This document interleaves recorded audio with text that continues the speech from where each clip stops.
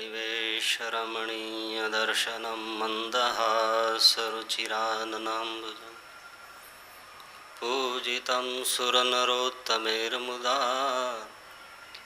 धर्मनन्दनमहं विचिन्तये। मुखं करोति वाचालं पङ्गुं लङ्घयते गिरिं यत्कृपात्तमहं वन्दे परमानन्दमाधवम्। ओम श्री स्वामिनारायणाय नमो नमः। ओम श्री हरिकृष्णाय नमो नमः। ओम श्री पूर्णपुरुषोत्तमाय नमो नमः। पूज्यपाद देव स्वामी जी, पूज्यपाद कोठारी स्वामी जी, पूज्यपाद माधवप्रियदास जी स्वामी जी, सर्व पूजनी संतो सत्संगी बंधु,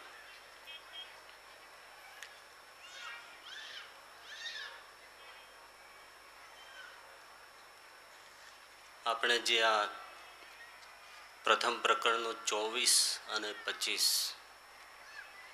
એ વચનામૃતના અંશો વાંચ્યા. બ્રહ્માનંદ સ્વામીનો પ્રશ્ન છે કે મનમાં ખોટા ઘાટ થતા નથી, ઇન્દ્રિયો વિષયોમાં તણાતી નથી, ભગવાનનો નિશ્ચય પણ યથાર્થ છે, છતાં અપૂર્ણપણું રહે છે અને અંતર સૂનું સૂનું રહે છે. તેનું શું કારણ છે? શ્રીજી મહારાજે કહ્યું કે કેવળ સ્વધર્મથી પૂર્ણકામપણું મનાતું નથી. ઇન્દ્રિયોનું વિષયમાં ન તણાવવું તે સ્વધર્મ છે. કેવળ સ્વધર્મથી પૂર્ણકામપણું મનાતું નથી, પરંતુ 3 બાબત જોઈએ છે. એક, ભગવાનના મહાત્મ્યનું જ્ઞાન. બીજું, આત્મનિષ્ઠા. ત્રીજું, જે સત્સંગ મળ્યો છે, જે સંતનું સાનિધ્ય મળ્યું છે એનો યથાર્થ મહિમા. આ 3 ન જણાય તો અપૂર્ણપણું રહે. અને યથાર્થ આ 3 બાબત જીવનમાં હોય તો તૃપ્તિનો ઓડકાર આવે. મૂળ સમસ્યા છે જીવનમાં અધૂરપ, અંદરનો ખાલીપો, એકલવાયાપણું, emptiness, loneliness, a sense of void. આ વૈશ્વિક સમસ્યા છે. એને ધ્યાનથી સમજવા જેવી છે. સાધુ હોય કે સંસારી હોય, મૂળ કંઈક મહત્વની બાબત જો જીવનમાંથી છૂટી જશે તો ખાલીપો ફરી વળશે, એકલવાયુ સતાવશે.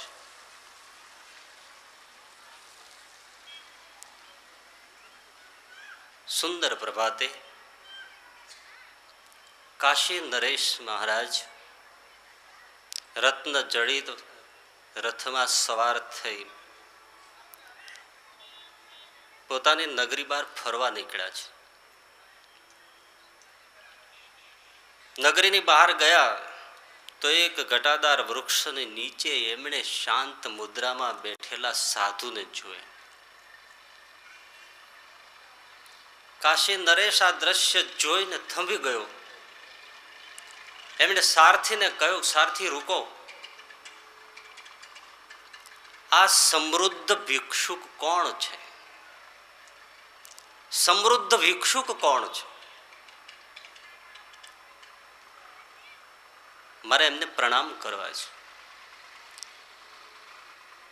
સારથીએ રથ ઉભો રાખ્યો. કાશી નરેશ રથમાંથી ઉતરી પેલા સાધુના ચરણમાં પડ્યા. એમણે કહ્યું કે મહારાજ, હું આ નગરીનો મહારાજા કાશી નરેશ છું.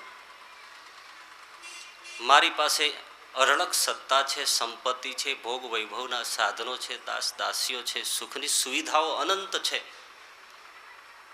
છતાં બધું હોવા છતાં મારી પાસે કંઈ નથી એવું મને કેમ લાગે છે? અને આપની પાસે કંઈ નથી છતાં આપની પાસે સર્વસ્વ હોય એમ મને કેમ લાગે છે? સાધુ હસ્યા, સરસ જવાબ આપ્યો. રાજન, બાહ્ય સમૃદ્ધિને એકઠી કરવામાં જે વ્યક્તિ લાગી જાય છે એ અંદરની સમૃદ્ધિ ખોઈ બેસે છે. તમે રાજ્યના સીમાડા વિસ્તારવામાં, ભોગ વૈભવના સાધનો એકઠા કરવામાં, ભોગ ભોગવવામાં, રાજકોષ ધન સંપત્તિથી છલકાવામાં અંદરની સમૃદ્ધિ ખોઈ નાખી છે. બહાર ઘણું છે તમારી પાસે, પણ અંદર કંઈ નથી. બહારથી તમે સમ્રાટ છો, પણ અંદરથી તમે ભિક્ષુક છો, રાંક છો, કંગાલ છો. જ્યારે હું બહારથી ભિક્ષુક છું પણ અંદરથી સમૃદ્ધ છું. ભક્તિ ઉપાસના પરમ સત્ય એ અમારો ખજાનો છે, એ અમારી સમૃદ્ધિ છે. રાજન, સાંભળી લો કે બાહ્ય સંપત્તિનું વળગણ છૂટે તો જ અંદરની સમૃદ્ધિ પ્રાપ્ત થાય છે. પરંતુ આપ એટલા ભાગ્યશાળી છો રાજન કે તમને ખ્યાલ તો આવ્યો કે બહાર ઘણું છે ને અંદર કંઈ નથી. બાકી અનંત જીવ છે. આ સમસ્યા સૂજે છે કોને? આપ પરમ ભાગ્યશાળી છો. આ સમસ્યા શું કેવળ કાશી નરેશની છે? હરેક વ્યક્તિની છે. બહાર ઘણું, અંદર કશું નહીં.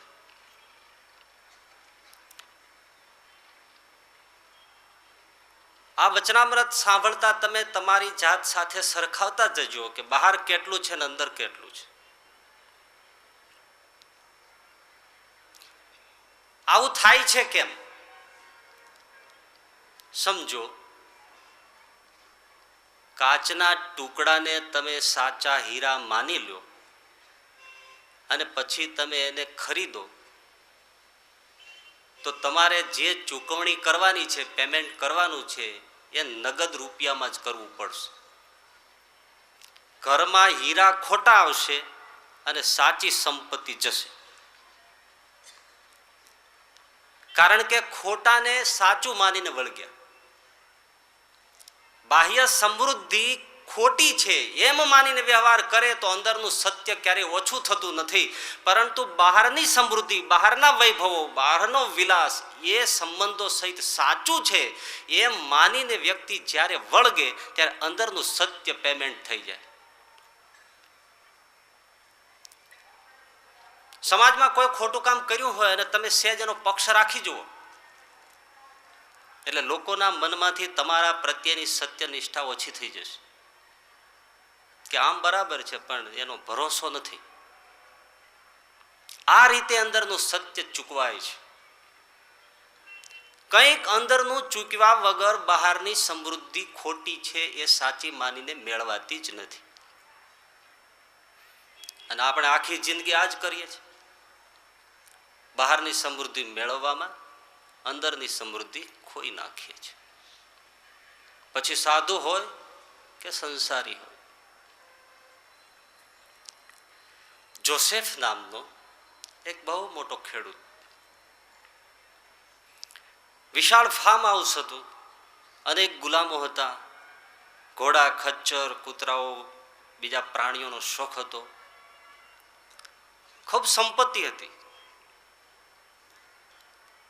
પરંતુ એને એક દિવસ વિચાર થયો કે મારે આ બધા પ્રાણીઓની ભાષા શીખવી જોઈએ. એટલે એને ખ્યાલ આવ્યો કે એક સંત મોજીઝ કરીને આ પક્ષીઓની ભાષા જાણે છે. એ મોજીઝની પાસે ગયા અને એમને કહ્યું, મહારાજ મને પશુ પક્ષીઓની ભાષા શીખાવો. સંતે હસીને કહ્યું કે બેટા એ ન શીખે એમાં તારી ભલાઈ છે, શું કામ શીખે છે? પશુઓ પક્ષીઓ આપણા વિશે શું વિચારે છે એ જો આપણે જાણીએ ને તો સુખ ના રહે. તો કે ના મહારાજ, એમાં શું વાંધો છે? મહારાજ પાલતુ પશુઓ છે, મને શીખાવો. સંત મોજી છે, એને પશુ પક્ષીઓની ભાષા શીખાવી. ખુશ થયો, ફાર્મ હાઉસમાં પાછો ફર્યો. એક દિવસ એવું બન્યું, એ નિરાતે ભોજન કરીને બેઠો છે, એમાં બે કૂતરાઓ બેઠા બેઠા વાત કરે છે. એકને બીજાએ કીધું, એલા આજે સામે સરસ મજાનો રૂષ્ટ પુષ્ટ તેજીલો ઘોડો છે ને, હા, એ 5 દિવસમાં મરી જવાનો છે. અને આ વાત પેલો જોસેફ સાંભળી ગયો. તુરત જ ઘોડાને છોડી બજારમાં જઈને વેચી અને જે પૈસા આવ્યા એ લઈને તિજોરી મૂકી દીધા. હસ્યો. જોજી, સંત કહેતા હતા તું દુઃખી થઈશ, પણ હું કેટલો સુખી થયો, કોઈ નુકસાન જ નહીં. વળી થોડા દિવસ થયા, ત્યાં પાછા એ બે કૂતરાઓ વાતો કરતા હતા કે જોયું પેલું ખચ્ચર છે ને એ 7 દિવસમાં મરી જવાનું છે. જોસેફ ઉઠ્યો, પેલું ખચ્ચરને છોડ્યું, બજારમાં વેચી નાખ્યું, જે પૈસો આવ્યો તિજોરીમાં મૂક્યો ને હસ્યો, સુખી થયો. વળી ત્રીજી વાર પેલા કૂતરાઓ ઉભા હતા, વાતો કરતા હતા કે આજે રાજા આપણા માલિક જોસેફનો પ્યારામાં પ્યારો જે ગુલામ છે, એક ગુલામ 10 દિવસમાં મરી જવાનો છે.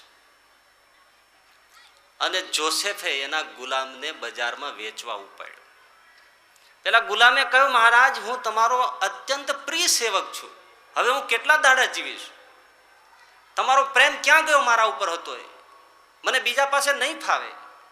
મહારાજ આપ મને મારશો પીટશો તો મને તમારા આંગણામાં મરી જવા દો, શા માટે બીજે ધકેલો છો? પણ જોસેફ વાત કહેતો નથી કે તું મરી જવાનો છે ને મારે ખોટ ખાવી નથી. ગુલામને વેચી નાખ્યો, રડતા હૈયે ગુલામ વેચાયો, પૈસો આવ્યો તિજોરીમાં મૂક્યો, જોસેફ ખુશ થયો. હવે સાંભળો, થોડા દિવસ ગયા ત્યારે એ બે કૂતરાઓ વાતો કરતા હતા કે 3 દિવસમાં આપણો માલિક જોસેફ મરી જવાનો છે. હવે સમજી શકો છો કે જોસેફનું શું થયું છે. આખો પસીના પસીના થયો, ધરતી ધ્રુજતી હોય એવું લાગ્યું, આકાશ નીચે સરકતું હોય એવું લાગ્યું. જોસેફ દોડ્યો છે, સંત મોજીસના ચરણમાં જઈને પડ્યો, મહારાજ બચાવો બચાવો. અરે બેટા શું થયું? કે મહારાજ કૂતરાઓ એવી વાતો કરી મેં સાંભળી કે 3 દિવસમાં મારું મૃત્યુ થવાનું છે. संत मोजिस बहुत सरस बोला, इसमें कौन सी बड़ी बात है, अपने स्वयं को बेच डालो, बेच डालो. अरे महाराज हूँ मारी पोतानी जातने कई रीते वेचूं? केम? घणी वार वेची चूक्यो छे. ते कई घोड़ो खच्चर अने गुलाम ज थोड़ा वेच्या छे. ते तारा जीवनना मूल्यों वेच्या छे, धर्म वेचो छे, मानवता वेची छे, प्रेम वेचो छे, करुणा वेची छे. शुं नथी वेच्युं? वेची नाख. जोसेफ उदास थयो, पाछो फर्यो.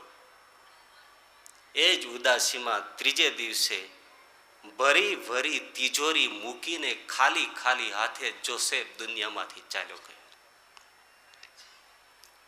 आ रीते माणस तिजोरीओ भरे छे ने अंदरथी खाली थाय छे.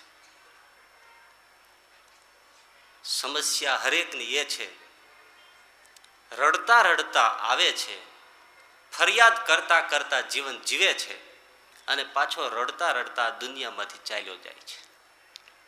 हरेक माणस रड़ता रड़ता दुनिया में आवे छे. जन्मे त्यारे बाळक रड़े छे तो रड़ता रड़ता जन्म थाय छे अने फरियाद करता करता आखी जिंदगी जीवे छे. पत्नी बराबर नहीं, बाळको बराबर नहीं, मकान बराबर नहीं, ड्राइवर बराबर नहीं, गाड़ी बराबर नहीं, शरीर बराबर नहीं, वाइफ बराबर नहीं, तू बराबर नहीं. फरियाद करता करता जीवे छे अने आखरे रड़ता रड़ता चाल्यो जाय छे. परंतु जे खरेखर भक्त छे, संत छे, ये आ दुनिया में रड़ता रड़ता ज आवे छे.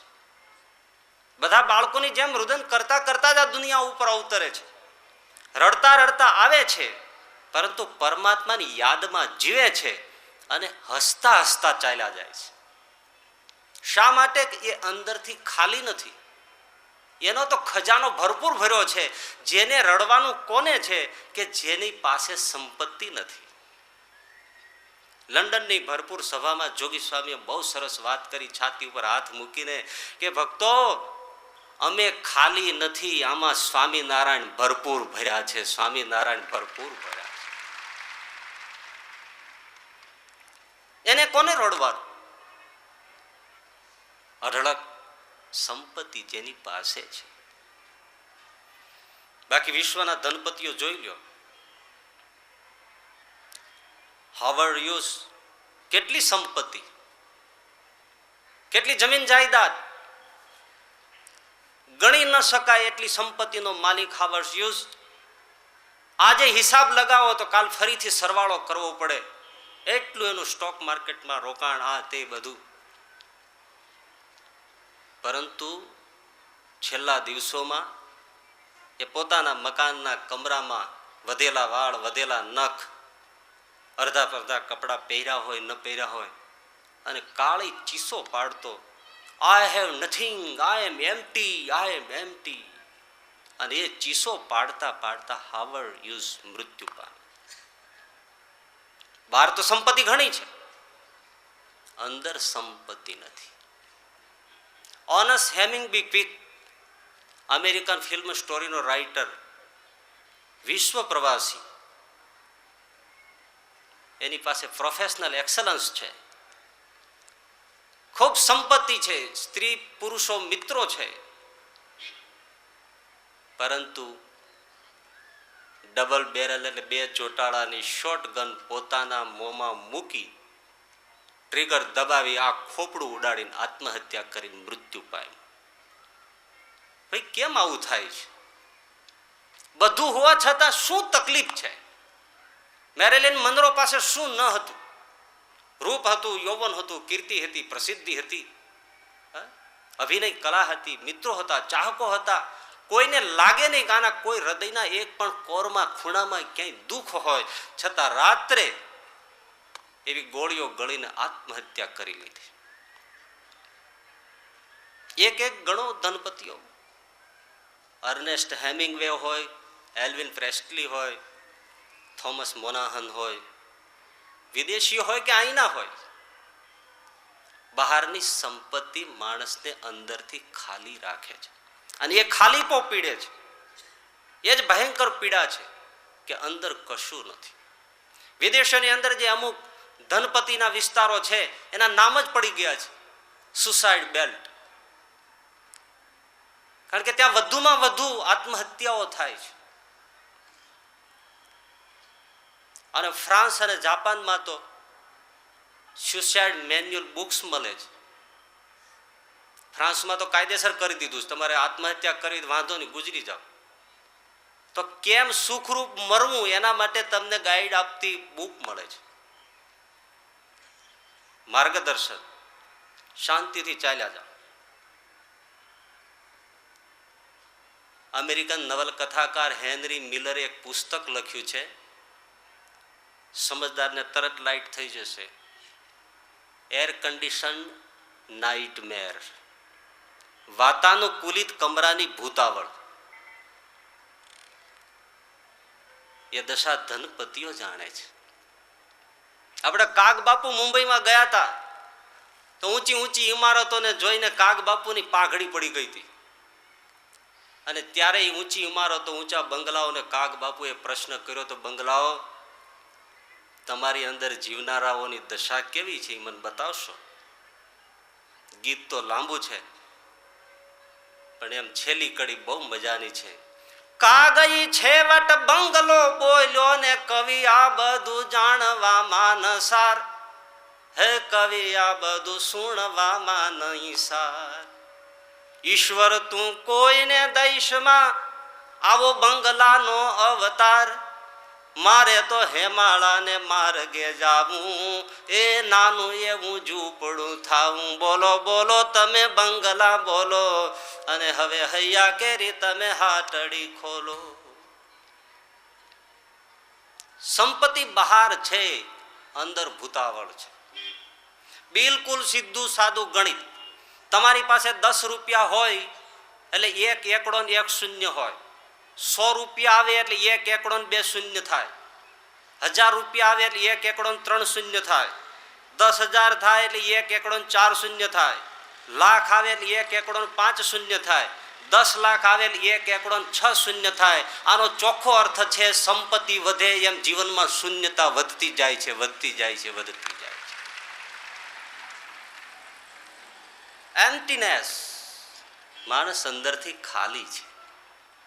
ખાલીપો ભલે દેખાતો નથી, છે ખાલી. બીજું છે લોનલીનેસ, એકલવાયા પણ. એરિક ફ્રોમે એક બહુ સરસ પુસ્તક લખ્યું છે, ધ હાર્ટ ઓફ મેન. બહુ સરસ વાત કરી છે કે આપણે બાળક તરીકે જ્યારે જીવન શરૂ કરીએ છીએ ત્યારે પ્રેમ અને વિશ્વાસથી ભરેલા હોય છે. માતાની છાતીએ વળગી પ્રેમથી વળગી જઈએ છીએ. પિતાની ગોદમાં પ્રેમ અને વિશ્વાસથી સૂઈ જઈએ છીએ. માતા પિતાને, ભાઈઓને, બહેનોને દુઃખ આવે તો આંખમાં આંસુ આવે છે.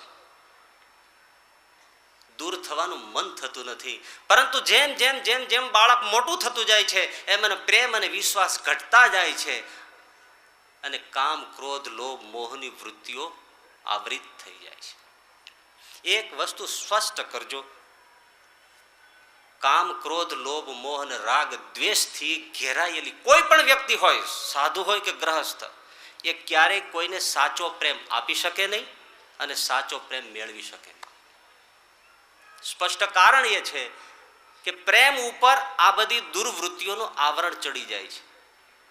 એટલે કોઈ પણ વ્યક્તિની નજીક જશે એટલે પહેલી ગણતરી મૂળભૂત વૃત્તિથી કરશે કે આ માણસ મને કામનો છે.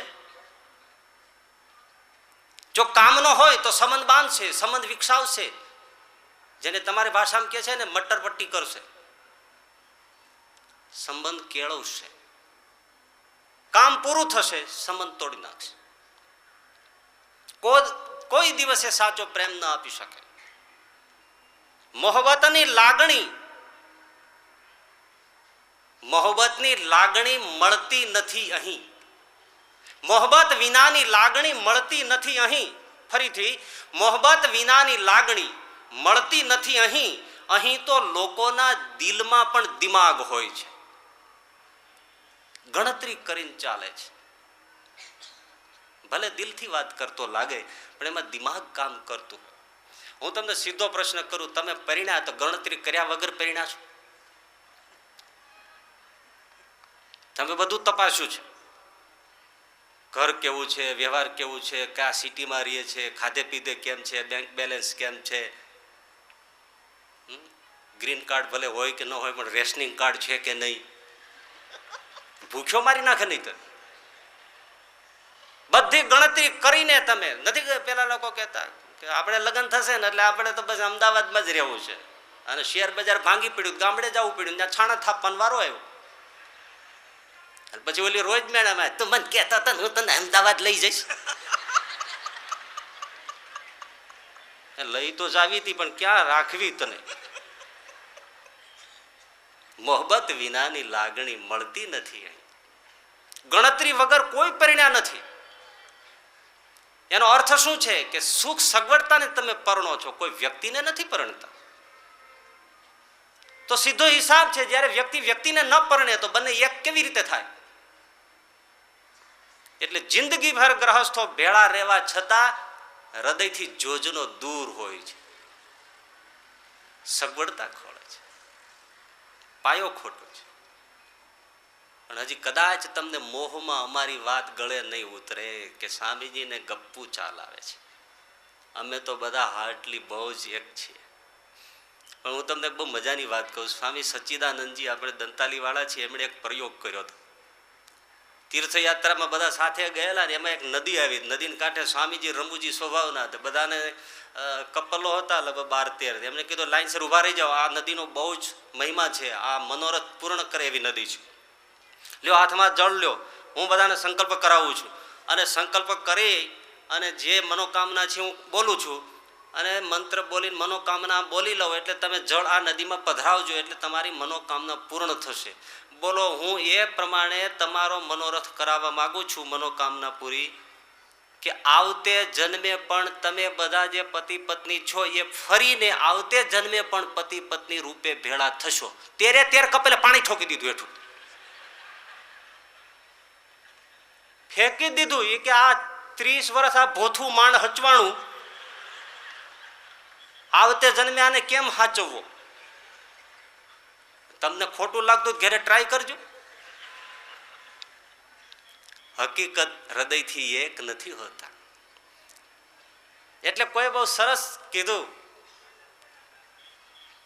ભરી ભરી ભીડમાં પોતાના નીડમાં મને લાગે એકલવાયું સાવ, મારું રેતીમાં નાવ. પાણીમાં નાવ હોય તો આનંદ આવે, પણ રેતીમાં કેવી રીતે નાવની શોભા અને સુખ છે. છોકરા છૈયા ચાંચાળા પાંખાળા થાય એટલે ઉડી જાય અને ઘર ખાલી થઈ જાય અને પછી એકલું એકલું લાગે, એ સમજી શકાય. એને અમેરિકન સમાજશાસ્ત્રીઓ એમ્પ્ટી નેસ્ટ સિન્ડ્રોમ કહે છે, ખાલી માળાનો ખાલીપો. પણ બધા સાથે રહેતા હોય, ઘર ભર્યું ભર્યું હોય, પરિવાર સંપન્ન હોય, અને છતાં પણ ખાલી ખાલી લાગે. આ ભર્યા માળાનો ખાલીપો એ સમસ્યા ભયંકર છે. એટલે આજે પછી ઘણી જગ્યાએ એવા પ્રવચનો અને પુસ્તકો મળે છે કે જીવનને કઈ રીતે રસમય કરવું, કેવી રીતે બંને સાથે વાત કરવી, કેટલું જતું કરવું, ભેળા બેસીને જમવું, અમુક રમતની રસ કેળવવી, તરવા જવું, સ્વિમિંગ કરવું, ગોલ્ફ રમો. જાત જાતના સૂચનો કરાય છે કે તમારું જીવન કઈ રીતે રસપૂર્ણ બને. ફાયદો જરૂર થતો હશે, નો ડાઉટ. પણ હું તમને એક ઘટના કહું. તમે 2 પુસ્તકોના નામ તો જરૂર સાંભળ્યા છે. How to win friends and influence people, અને how to stop worrying and start living. Dale કાર્નેગીના જગ પ્રસિદ્ધ 2 પુસ્તકો છે. કેટલું સરસ અદ્ભુત નિચોડરૂપ પુસ્તકો. બીજાના દિલ કેમ જીતવા, મિત્રો કેમ બનાવવા, દરેક જીવનની સમસ્યાઓને કેમ પાર કરવી, નિરાશાઓમાંથી પણ કેમ આશાઓને શોધી કાઢવી, મુખ ઉપર સતત કેમ હાસ્ય રાખવું અને પ્રસન્નતાથી કેમ જીવવું, એના અનુભવપૂર્ણ ઉપાયો બતાવનાર ડેલ કાર્નેગી ચેલેન્જ કરે, 40 પાના વાંચો અને જો જીવનમાં નિરાશા ન ખંખેરાય તો આ પુસ્તકને ફાડીને કચરા પેટીમાં નાખી દેજો. પુસ્તકો સરસ છે. એ ડેલ કાર્નેગીના પોતાના ચહેરા ઉપર સતત હાસ્ય રહેતું, કેટલા મિત્રોથી વીંટળાયેલો રહેતો, પરંતુ 25 માળે પોતાની ઊંચી બિલ્ડિંગમાં એક દિવસ વિન્ડો ખોલીને ડેલ કાર્નેગીએ ત્યાંથી નીચે કૂદીને આત્મહત્યા કરીને જીવન ટૂંકાવી નાખ્યું. શા માટે? ક્યાં ગયું એના મુખ ઉપરનું સ્મિત? મિત્રો પણ સાથમાં નહોતા. પ્રેમપૂર્ણ જીવન કદાચ આપણે અંત અવસ્થા સુધી જીવી લઈએ તો બીજી સમસ્યા છે. જ્યારે આ શરીર છોડીને જવાનું થાય ત્યારે ઉલટાની પીડા થાય, કારણ કે જેની સાથે સ્નેહ છે એ કોઈ સાથે આવી શકતા નથી, અને સાથે આવી શકે એની કોઈ ઓળખાણ નથી. એટલે મૂળ સમસ્યા તેમની તેમ જ રહે છે. એટલે આમ જોવો તો એકલ દોકલ ને આમ જોવો તો મેળા. ધ્યાનથી સાંભળજો. આમ જોવો તો એકલ દોકલ ને આમ જોવો તો મેળા, આમ જોવો તો આગળ પાછળ ને આમ જોવો તો ભેળા, આમ જોવો તો સંત ધર્મના મરમ સુધી પહોંચેલા, અને આમ જોવો તો છીએ મુસાફર થેલા લઈને નીકળેલા. બન્યા નહીં ગુરુ કોઈના, થઈ શક્યા નહીં ચેલા કોઈના, કેમ ગણીએ તમોને છેલા અને અમોને પહેલા. ભીતરમાં ભગવાન વસે તો બધા દાખલા સેલા, આ નથી કોઈની મોનોપોલી, જે પહોંચે તે પહેલા.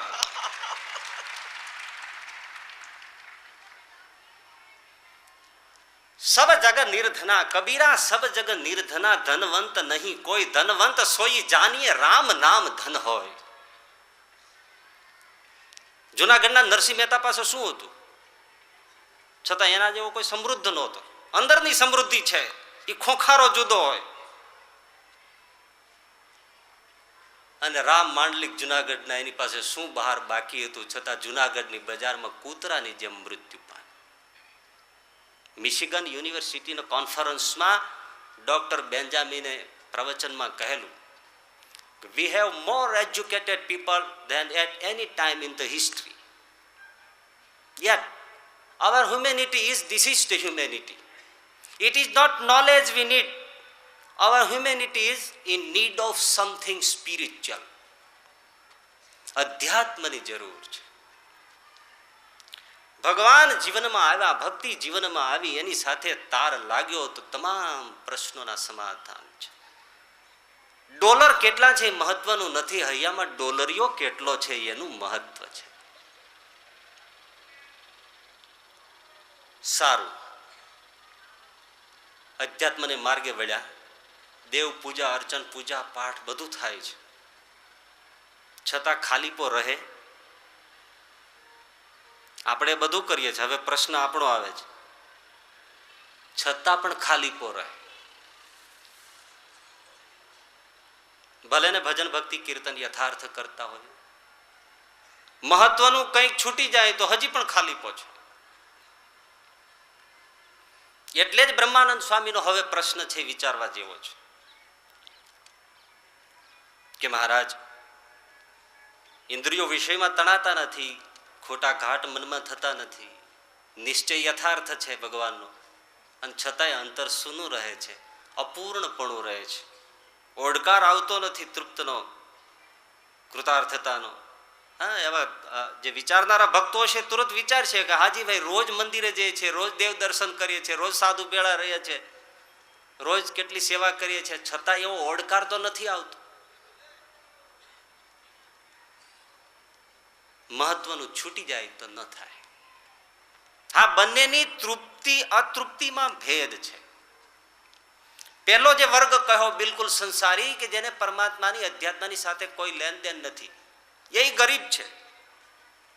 અને આ પણ ગરીબ છે, પણ ગરીબાઈની ભિન્નતા છે. પેલો એવા પ્રકારનો ગરીબ છે કે જેની પાસે સંપત્તિ ઘરમાં છે જ નહીં. આ એવી રીતનો ગરીબ છે કે એની પાસે સંપત્તિ છે, જાણતો નથી. આ મારો ને તમારો પ્રશ્ન છે. સંપત્તિ મળી ચૂકી છે, જાણતા નથી. જેને શ્રીમદ ભાગવતમાં વિસ્મૃત કંઠમણી કહે છે. ગળામાં જ લાખોની કિંમતનો હાર છે, પણ વિસ્મૃતિ થઈ ગઈ છે. જો જાણ થાય, જો મહિમા થાય, જો ઓળખાય તો રંગ પણ ટળી જાય. એટલે શ્રીજી મહારાજે 3 બાબત બતાવી. એમાં પહેલી, ભગવાનનો યથાર્થ મહિમા જાણે.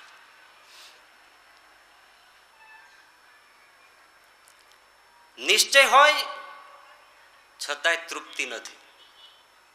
મહિમા જાણે તો જ તૃપ્તિ છે. નિશ્ચય છે એટલે તો આટલું કરીએ છીએ, નિશ્ચય છે એટલે તમે અહીંયા બેઠા છો, નિશ્ચય છે એટલે તો માળા ભજન પૂજા કરો છો, સાધુને માનો છો. મહિમાની કમી છે. નિશ્ચય ને મહિમા ભિન્ન છે. આ લીમડાનું વૃક્ષ છે એ આપણને બધાને નિશ્ચય છે, પણ એનો મહિમા શું છે એ આપણે જાણતા નથી. એ તો જર્મનના વૈજ્ઞાનિકોએ જોયું, તપાસ્યું ને શોધ્યું, તો એ લોકોએ કહ્યું કે આહા, લીમડાની લીંબોળીના તેલમાં એવી રીતનું રાસાયણિક તત્વ છે કે એટલું કિંમતી છે ને એટલું ઉપયોગી છે, એની કોઈ સીમા નહીં. કરોડો ડોલરની કિંમતનું રાસાયણિક તત્વ લીમડાની લીંબોળીના તેલમાં પડ્યું છે. અને એમણે જે ઉદ્ગાર કાઢ્યો એ કે જે દેશમાં લીમડા પાકતા હોય, લીંબોળી પાકતી હોય, એ દેશની પ્રજા ગરીબ કઈ રીતે રહી શકે?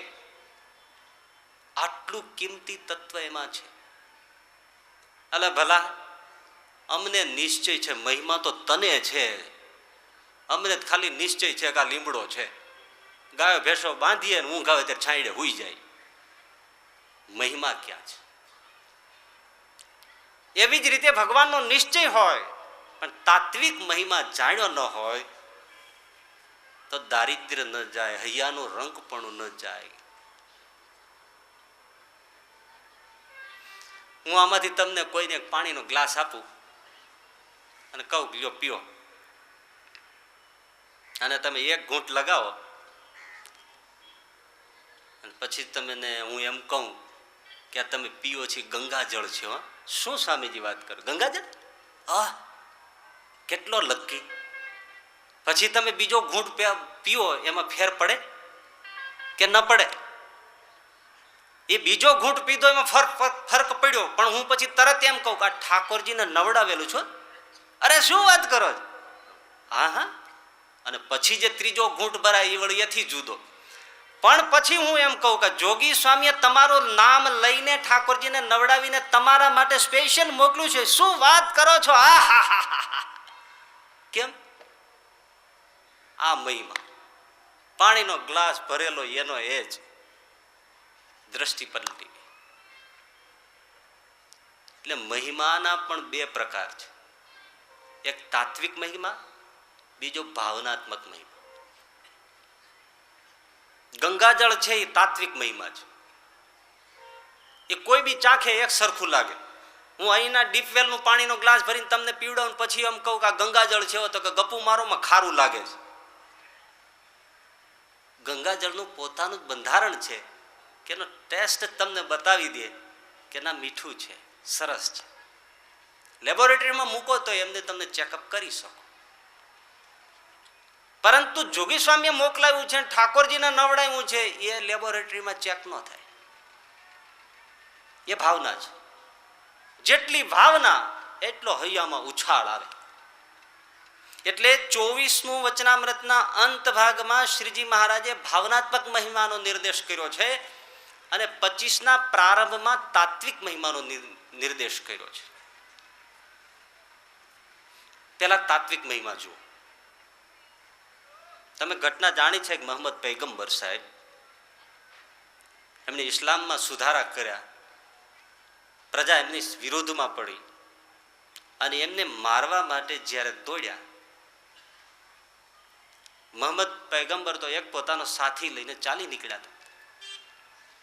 પણ પાછળ જોયું કે લોકો મારવા માટે આવે છે. સાથી ગભરાતો હતો, એટલા માટે એક ગુફામાં ઉતરી અને આશ્રય લીધો. છતાં 20-25 જે ઘોડે સવારો આવતા હતા એની ઘોડાઓની હણહણાટી સાંભળી અને પેલો સાથી ડરવા લાગ્યો. એમણે મોહમ્મદ પૈગંબર સાહેબને એમ કહ્યું, બાબા આ લોકો તો 20-25 છે ને આપણે 2 છીએ, આપણું શું થશે? ત્યારે પૈગંબર સાહેબે કહ્યું, સાથી આપણે 2 નથી, આપણે 3 છીએ. અરે બાબા ક્યાં 3 છીએ? આપણે 2 જ છીએ. નહીં, 2 છીએ નહીં, 3 છીએ. એક પરવરદિગાર ખુદા આપણી સાથે છે. આપણે 2 નથી, આપણે 3 છીએ. ખુદા પરવરદિગાર સાથે છે. પેલા ઘોડેસવારો આવ્યા, ગુફા અને દ્વાર સુધી આવ્યા, પણ કરોળિયાના જાળા બાજેલા જોયા. વિચાર કર્યો કે અંદર કોઈ ગયું હોય તો જાળા તૂટી ગયા હોય, માટે અંદર કોઈ ગયું નથી એમ માની એ લોકો પાછા ફરી ગયા અને મોહમ્મદ પૈગંબર સાહેબ સાથીદારની સાથે બહાર આવ્યા. તો પરમાત્મા મારી સાથે અખંડ છે ને છે. એ તાત્વિક મહિમા છે. જેને પોતાને એમ લાગે કે પરમાત્મા મારી સાથે છે, એને ખાલીપો, એકલવાયાપણું જીવનમાં ક્યાં હોય? એટલે અનેક સંકટોની વચ્ચે આપણા પૂજ્ય ગુરુદેવ એમ જ કહેતા કે મને નારાયણમાં ભરોસો છે, બીજા કોઈના ભરોસે હું જીવતો નથી. એ સાથે છે. આ તાત્વિક મહિમા છે, જેને ઉપનિષદ કહે વિત શોક થઈ જાય છે, જે જાણે કે પરમાત્મા મારી સાથે જ છે. તમારે બહાર ગામ જવું હોય અને કોઈ સાથે ન હોય તો અકળામણ કેટલી થાય, મૂંઝારો થાય, વાતચીત શું કરવી, રસ્તો કપાય નહીં, તકલીફ પડે તો કેવી મુશ્કેલી આવે. કારણ કે એકલા તો કોઈને ફાવતું જ નથી. અમે અમેરિકામાં સ્ટેમ્ફોર્ડ સિટીમાં હતા, ત્યાં પહોંચ્યા અને રાતની કથા વાર્તા નિયમ ચેષ્ટા બધું પતી ગયું. પછી સુવા માટે બધી વ્યવસ્થા કરતા હતા. એટલે જે હરિભક્ત હતા કે એ કાંઈ સુવો, એ કાંઈ સુવો, એ કાંઈ સુવો, એ કાંઈ સુવો. મને એક બાજુ ખૂણો ફાવે એટલે મેં કીધું આપણને કંઈ ખૂણો હોય તેમાં નાખી દો કે તમે અહીંયા સુઈ જાઓ. હું અંદર રૂમ હતો નાનો, ગયો, પાથરવાનું નીચે, કારણ કે ગ્રહસ્થોના પલંગ ઉપર સંતથી સુવાય નહીં, એટલે નીચે પાથરવાનું. પાથરીને જ્યાં સુવાની તૈયારી કરું ત્યાં બાજુમાં પલંગ હતો, એના ઉપર માણસની કદનું મોટું કાળું વિરૂપ સ્ટેચ્યુ, પૂતળું, એ ઢોલિયા ઉપર પડેલું. હું તો બેઠો થઈ ગયો. મેં કીધું આ શું છે? બહાર નીકળીને પેલા હરિભગત ને બોલાવી, મેં આ શું અહીં રાખ્યું છે? કારણ કે એ તો સ્વામીજી છે ને અમારો બાબા અહીં સુવે છે ને, એટલે રાતે એકલું ના લાગે ને, એટલે કંપની માટે રાખ્યું છે.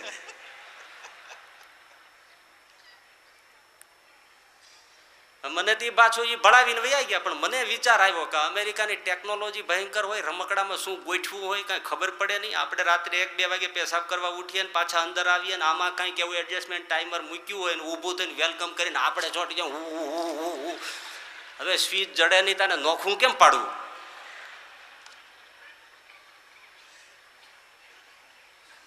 હું તો મારું ગોદડું લઈને બહાર નીકળી ગયો.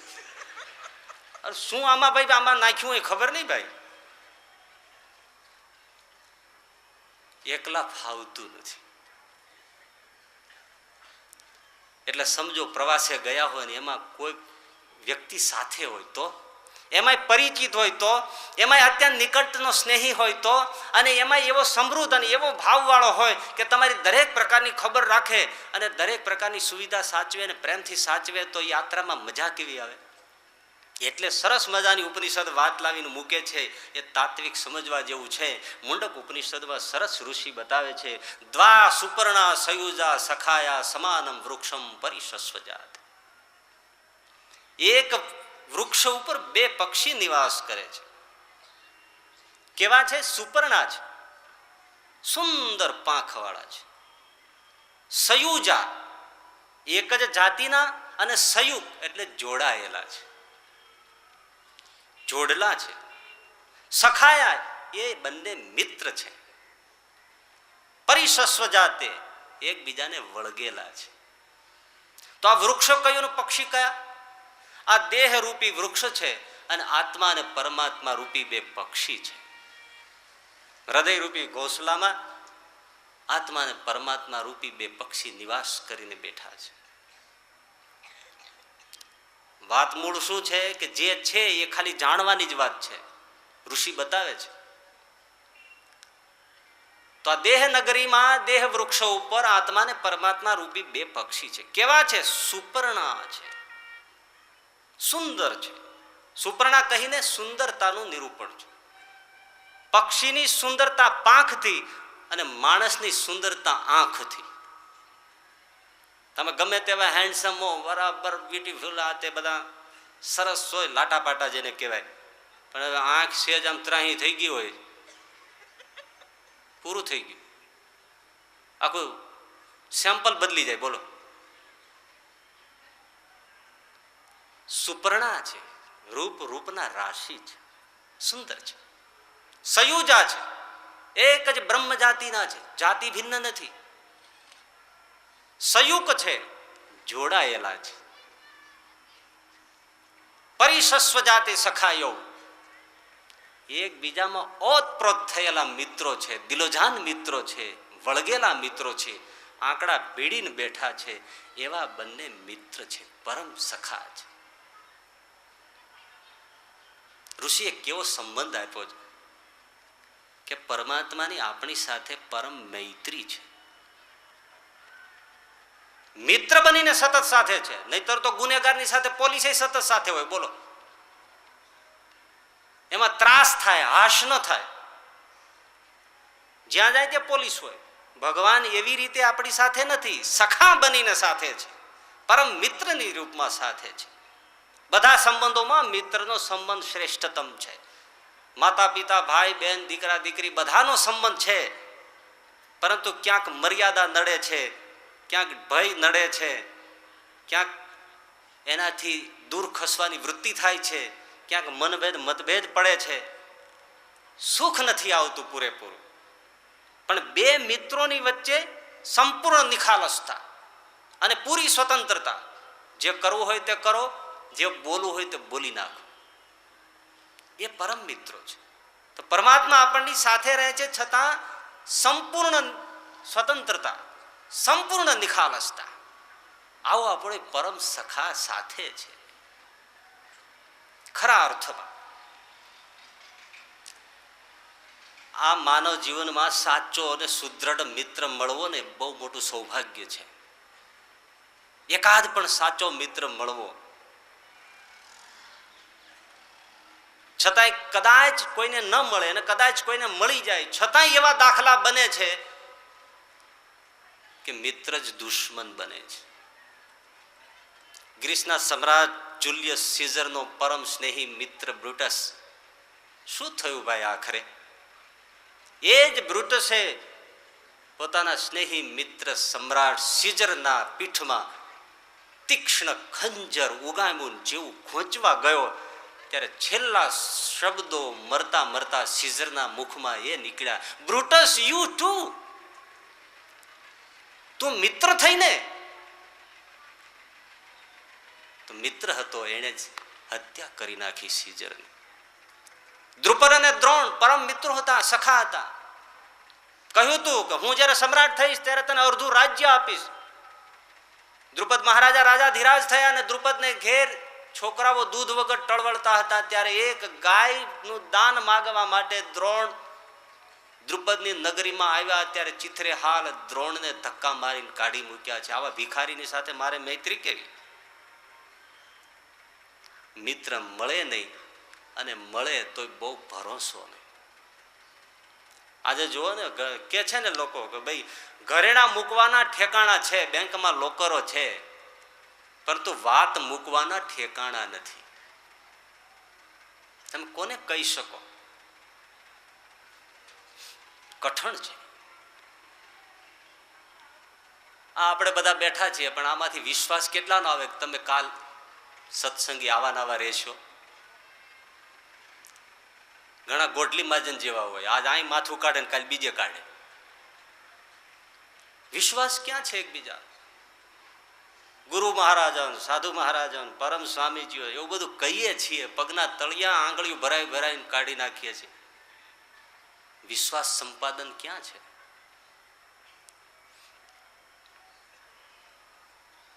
મિત્ર કીજીએ મરદ, મરદ મન દર્દ મિટાવે. મિત્ર કીજીએ મરદ, કામ વિપત में आवे. मित्र कीजिए मरद, सत्य कहकर समझावे. मित्र कीजिए मरद, खुशामद करके न खावे. मित्र कीजिए मरद, लोभ कबहू मन ना लावे. मित्र कीजिए मरद, जेनो देह डगे पण नेह ना डगे. मित्र कीजिए मरद. आ मित्र कहेवाय. એ કૃષ્ણ ને અર્જુન, કૃષ્ણ ને સુદામા, એ રામ અને સુગ્રીવ, આ પરમાત્માની પરમ મૈત્રી છે. એવા સખાને છોડીને આપણે બીજે મૈત્રી બાંધીએ છીએ. એમાં તિરાડ પડવાનો સંભવ નથી. કેમ?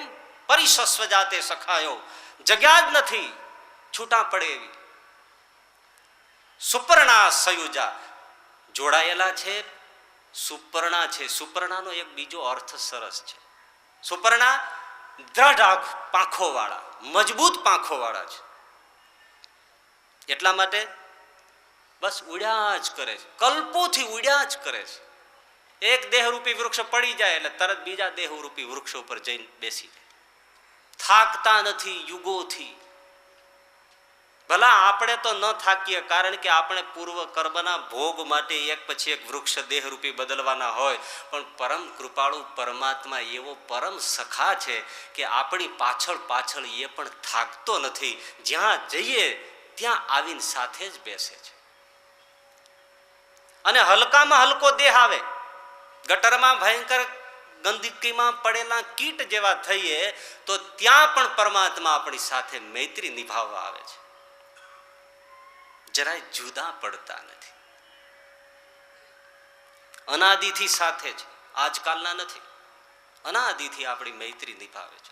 ગોલ્ડ સ્મિથને કોઈ બહુ સરસ પૂછ્યું કે તમને કેવા મિત્ર ગમે? એટલે ગોલ્ડ સ્મિથે કહ્યું, મને તો બધી વસ્તુઓ જૂની ગમે. જૂનો જમાનો, જૂના રીત રિવાજ, જૂના પુસ્તકો, જૂનો શરાબ, એવી જ રીતે જૂના મિત્રો ગમે. કોઈએ કહ્યું એવું કેમ? કારણ શું? તો કે જુઓ ને, આ મેં બૂટ પહેર્યા છે તો જૂના બૂટ જેવા આપણને સુખ આપે એવા નવા ન આપે. નવા બૂટ કઠે, જૂના બૂટ છે એ જ ફિટ થઈ રહે. તો પરમાત્માને પુરાણ પુરુષ કયા છે? અનાદિથી આપણો પુરાણો મિત્ર છે. પણ એની મૈત્રી કેળવતા નથી. એક જણો દુકાનમાં ટોપી ખરીદવા ગયો, ઉનાળાનો સમય ને, તો દુકાનદારને કહ્યું ટોપી આપો. એટલે પેલા ટોપી આપી, 2, 5, 10 મૂકી, સારી જોઈને માથા ઉપર મૂકી તો કે આમ સારી છે પણ આ જરા ટાઈટ પડે. બીજી આપી તો કે આમ સરસ છે, આ જરા ડખડો થાય છે. આ બરાબર છે પણ સેજ હજી વધારે લૂજ છે. ત્રીજી, ચોથી, દુકાનમાં જેટલી હેટ હતી એ બધી માથા ઉપર નાખી. કોઈ હાંકડી પડે, કોઈ ડખડો થાય, કોઈ બરાબર ના થાય, એક પછી એક બધી ઉતારી નાખી. છેવટે એક ટોપી બરાબર માથા ઉપર ફિટ થઈ ગઈ. એટલે પેલા એ કહ્યું ગ્રાહકે, બસ આ ટોપી બરાબર છે, આ મને આપી દો. કેટલી કિંમત? તો કે મફત. પેલો કે કેમ મફત? તો કે એ તો તું પહેરીને આવ્યો તો.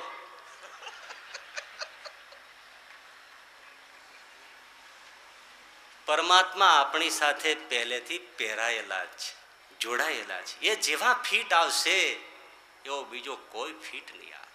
અનાદિના સખા છે ને પાછા સમર્થ છે. મિત્ર હોય પણ ફૂસલેલ હોય તો શું કામનો?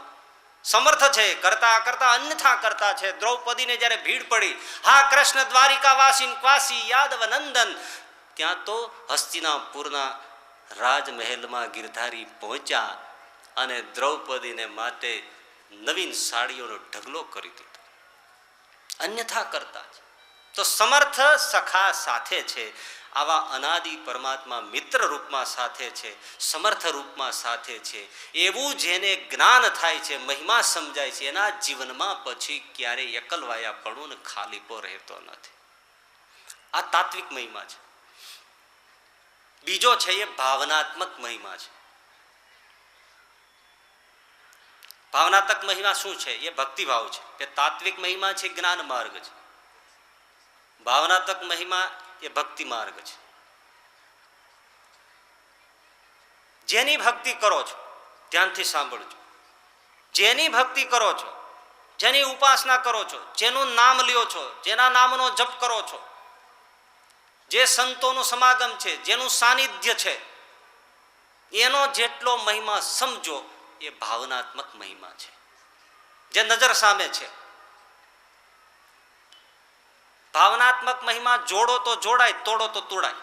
તાત્વિક મહિમા તોડો તોય ના તૂટે, જોડો તોય ના જોડાય. એ છે ને છે જ. સાથે જ રહેતા હો સંતોની સાથે, પણ જો ભાવના હોય તો સંબંધ જોડાયેલો છે. ભાવના તૂટી જાય તો સંબંધ તૂટી જાય, પછી ભલે ભેળા હોય. એટલે શ્રીજી મહારાજ કે સાથે રહેતો હોય છતાં લાખો ગાંવ દૂર હોય.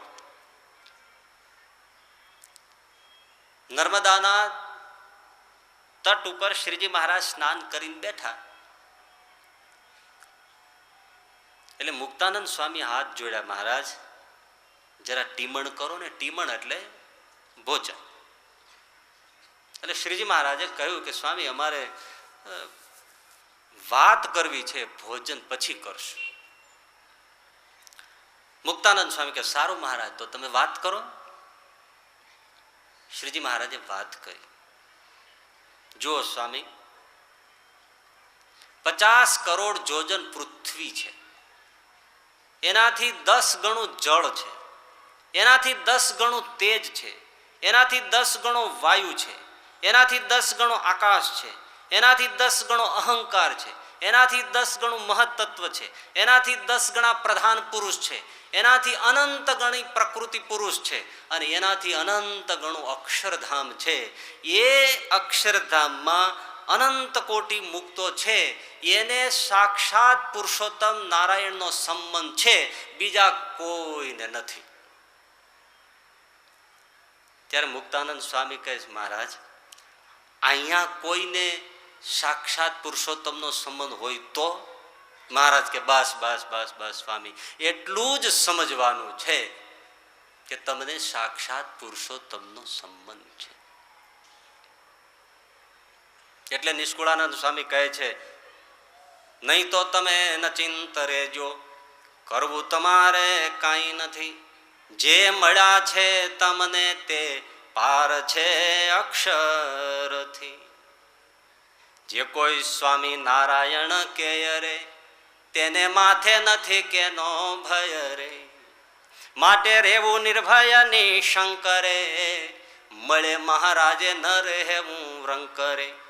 જેની પાસે હોય ચિંતામણી રે, કેમાં દુખી રહે તે ધણી રે. તો એ પુરુષોત્તમ નારાયણ મળ્યા છે, જેની ઉપાસના કરીએ છીએ એનો કેફ, જેના નામનો જપ કરીએ છીએ, જે મંત્ર સ્વામિનારાયણ સ્વામિનારાયણ આ જે પર્વ ચાલે છે ભાઈ, આ સ્વામિનારાયણ મહામંત્ર જે ધૂનની ધારા છે ને એ ગંગાની ધારા છે, ભક્તિરૂપી ગંગા છે. શિક્ષાપત્રી છે વિધિ નિષેધ રૂપ આચાર કર્મની ધારા એટલે જમનાજી છે. અને સદગુરુદેવ છે એ જ્ઞાન આપે છે, માટે એ જ્ઞાન એ સરસ્વતીની ધારા છે. આ રીતે ગંગા ને યમુના ને સરસ્વતીનો ત્રિવેણી સંગમ વિશ્વ મંગલ મહોત્સવમાં છે. એનાથી વિશેષ મીઠી વાત મને જે ગમી એ હું તમને કહું કે આ જમીન છારોડની 1990માં થોડા પ્રમાણમાં મળી, એ વાતને આજે એક્ઝેક્ટલી 12 વર્ષ થયા છે.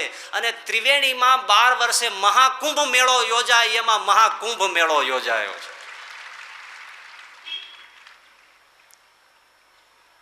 જેના નામનો જપ કરીએ છીએ એ સ્વામિનારાયણ મંત્રનો મહિમા, એ પુરુષોત્તમનો મહિમા સમજાય તો જ જીવનો ખાલીપો ટળે. બાકી એક પગે ઊભો ઊભો જપ કરે જરૂર ફાયદો છે, પણ મહિમા તો બહુ જ જુદી વાત છે. ઉના પંથકમાં માણસા ગામ છે.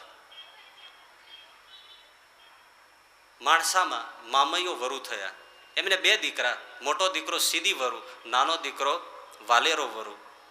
પિતાજી ગુજરી ગયા એટલે સીધી વરુએ મિલકત બધી પચાવી પાડી. વાલેરા વરુને કંઈ આપ્યું નહીં, એ નાનો હતો, કંઈ ન મળવાથી, ગિરાસ ન મળવાથી બહારવટે ચડ્યો. બહારવટે એટલે બહાર રહીને વટ રાખે એનું નામ બહારવટ. હથિયારો લાખ્યા છે, જોડીઓ બનાવી છે, ગામડાઓ રગદોળે છે, આખા ગામ સળગાવે, લૂંટી નાખે, ખેતી કરતા ખેડૂતોને કાપી નાખે, ઊભા મોલને સળગાવી દે, એકઠા કરેલા મોલને બાળી નાખે, ત્રાસ ગુજારે છે વાલેરો વરુ. છતાંય સીધી વરુ નમતો નથી. એક દિવસનો પ્રસંગ બને છે ભાઈ, ગુણાતીતાનંદ સ્વામી ઉના જઈ રહ્યા છે અને ઉના પંથકના જંગલમાં છુપાયેલા વાલેરા વરુ બાજુ સ્વામીને જવાનું થયું. સાથે સંત મંડળ અને હરિભક્તોનું મંડળ છે. એ બાજુ ગયા અને જ્યાં વાલેરાનો નિવાસ હતો, સંઘને આવતો જ જોયો. સાથીદારોએ બંદૂકોના નાળચા સામે કરી દીધા, ખબરદાર ઉભા રહી જાઓ, જે હોય તો નીચે રાખી દો. હરિભક્તોને થોડો ડર લાગ્યો, લઈ તો જાય તો એમાં શું છે, પણ આ સંતો છે એને કઈ મારપીટ કરશે. ગુણાતીતાનંદ સ્વામીએ કહ્યું, ભાઈઓ કોઈ ગભરાશો નહીં, ગભરાશો. મહારાજ છે, શ્રી હરિ ભેળા છે. વાલેરા વરુ જેવો સામે આવ્યો એટલે ગુણાતીતાનંદ સ્વામી એની સામે કરુણાપૂર્ણ દ્રષ્ટિ કરી, પણ જાણે પથ્થરની શિલા હોય એવી રીતે વાલેરો થઈ ગયો. અને ગુણાતીતાનંદ સ્વામી બોલ્યા કે ભાઈ, અમે નામ સાંભળ્યું છે, એ તું વાલેરો તો નહીં ને? હા મહારાજ, હું એ વાલેરો છું. શા માટે જીવ હિંસા કરે છે? નિર્દોષ લોકોને મારી નાખવાના આવા બધા પાપ બાંધવાની શું જરૂર છે વાલેરા? મહારાજ શું કરું, મારો ગરાસ મારો મોટો ભાઈ પડાવી ગયો, ક્ષત્રિયનો દીકરો છે, ભીખ માગું માટે બંદૂકના નાળચે મારે મારો ગિરાસ લેવો છે. ગુણાતીતાનંદ સ્વામી કે ભાઈ, વાંક તારા ભાઈનો અને જુલમ પ્રજામાં તો આમ ન કરું તો મારો ભાઈ સમજે નહીં. તને તારો ગિરાસ મળે તો મહારાજ મૂકી દો. એમ જા, 7મે દાડે તને ગિરાસ પાછો મળશે, આ અમારા આશીર્વાદ છે. વાલેરો કે મહારાજ, હું ભણ્યો નથી, મને ગણતા ન આવડે, હાથ કેમ થાય? જામગરી બંદૂકને સળગાવવા માટે કાથીની દોરી હોય, ગુણાતીતાનંદ સ્વામી એમાં 7 ગાંઠ વાળી દીધી. લો, રોજ સૂરજ ઉગે 1 ગાંઠ છોડજો, છેલ્લી ગાંઠ છૂટે એ જ દિવસે તમને તમારો ગિરાસ પાછો મળશે. વાલેરો કે મહારાજ, આજનો સૂર્યોદય ઉગી ગયો છે, તો આજની ગાંઠ આજે છોડું કે કાલથી છોડું? ગુણાતીતાનંદ સ્વામી કે લાવ આજની ગાંઠ હું છોડી દઉં, એક ગાંઠ છોડી આપી જા, 6 દાડા બચ્યા છે, 6ઠે દાડે તને ગિરાસ મળશે. ગુણાતીતાનંદ સ્વામીને ભોજનપાન કરાવ્યા ને ઉના પંથક બાજુ નીકળી ગયા. 6ઠે દાડે વાલેરા વરુએ માણસો મોકલી સમાધાન કર્યું. ગિરાસ પાછો આપ્યો, રોકડ રકમ પાછી આપી. મોટો ભાઈ મોટા માણસામાં રહ્યો, નાનો વાલેરો વરુ નાના માણસામાં રહ્યો. આ પ્રસંગ જાણીતો છે, પણ હવે જે પ્રસંગ છે એ મારે કેવો છે. વાલેરા વરુ બેઠા બેઠા એક દિવસ પોતાના દરબારગઢની ડેલીમાં માળા કરતા, સ્વામિનારાયણ સ્વામિનારાયણ જપ કરે. ધડો તો મારે તમારે એ લેવાનો છે કે આપણે સ્વામિનારાયણ જપ કરીએ છીએ, પણ હૈયામાં કેટલો મહિમા છે.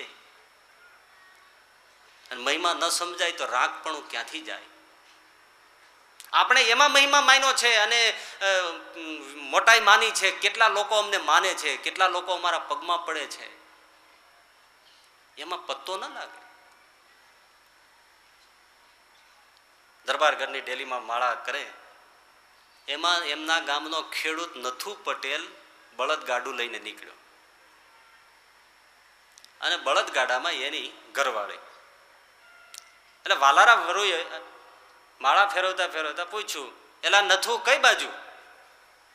તો કે બાપુ તુલસી શ્યામ જાવું છે. તો કા? તો કે 2 ઘર કર્યા, એટલે 2 પત્નીઓ છે, પણ કોઈ સંતાન નથી, એટલે તુલસી શ્યામ જઈને માનતા રાખું, દર્શન કરાવવું દેવનું, તો આ ઘરવાળીને ત્યાં દીકરાનો જન્મ થાય. અરે વાલેરા વાળું ક્યાં જૂની છે કે નવી? તો કે બાપુ આ નવી છે. જૂની તો ઘરે છે. વાલેરા વરુએ કીધું, જા તુલસી શ્યામ નવીને દર્શન કરાય. જૂની પ્રત્યે ભેદભાવ રાખે છે, બેયને હારે ન લઈ જવાય. પણ જા તું જાત્રા કરી આય, તુલસી શ્યામ પગે લગાડી આય, જા. સ્વામિનારાયણ સ્વામિનારાયણ ફક્ત 2 વાર વાલેરો વરુ એક વખતનો ખૂંખાર લૂંટારો માણસને કાચા ચીબડાની જેમ કાપી નાખનારો, કયા સંત ધર્મ મોટા પાડ્યા હોય ને કઈ મોટી એની પાસે સિદ્ધિ હશે, પણ એ માણસ બોલ્યો કે 2 વાર સ્વામિનારાયણ બોલ્યો છું, એનું ફળ તારી જૂની વહુને દઉં છું. જા, 2 મંત્રના પ્રતાપે એને ઘેરે 2 દીકરાના જન્મ થશે. જા. અને ઇતિહાસ સાંક પૂરે છે ને રામજી ને કાનજી એને 2 દીકરા થયા હોય. તુલસી શ્યામથી પાછો ફર્યો, જિંદગી સુધી કઈ ન થઈ. કોના હૈયામાં મહિમા છે, જીલી ન શકાય એવો મહિમા એક વખતના ઉચ્ચારણમાં છે. ભૌતિક સમૃદ્ધિની વાત નથી. ગુણાતીતાનંદ સ્વામી કહે બ્રહ્મ રૂપ કરી મૂકે, પણ ખરેખર જપ કરવો કઠણ છે ભાઈ. બ્રહ્મરૂપ કરી મૂકે. ગુજરાતમાં ઊંઝા ગામ છે, તમે સાંભળ્યું હોય, બહુ મજાનો પ્રસંગ છે. ઊંઝામાં ભગાભાઈ ને ભક્તિભાઈ 2 જોડિયા જન્મેલા. 2ની ઉંમર 9 વર્ષની, અને 9 વર્ષે એમને સમાધિ થાય.